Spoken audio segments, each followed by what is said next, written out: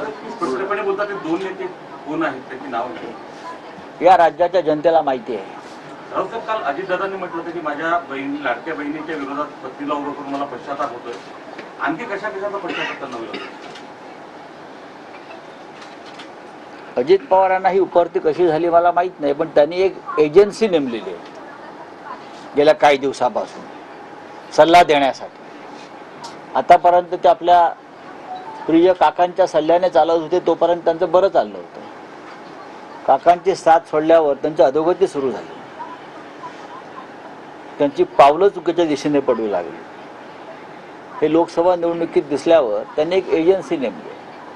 ही agency नेमण्याची जी काय एक पद्धत आहे ही भारतीय जनता पक्षाने आणली. याचा अर्थ राजकारणात त्यांना काय कळत नाही. ते त्यांच्या सल्ल्याने त्यांचे विधान आलं असेल.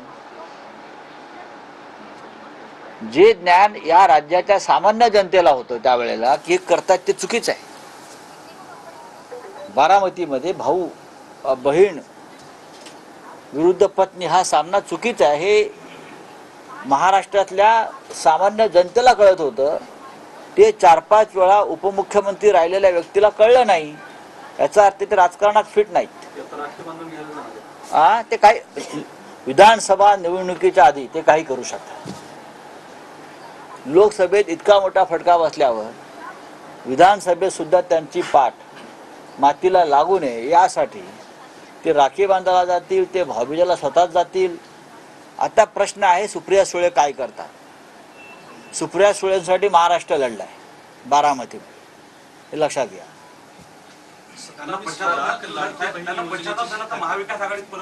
त्यांना पश्चाताप कधीच होऊ शकत नाही.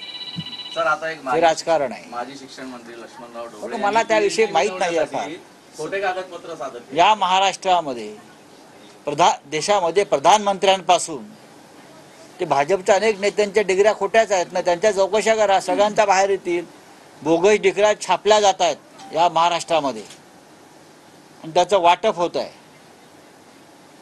बोगस युनिव्हर्सिटी निर्माण केल्या आहेत परदेशात आणि त्याची ऑक्सफर्ड, हार्वर्ड, केम्ब्रिजची तुम्ही न्यायालयात जाऊन असे अनेक खटले सुरू आहेत.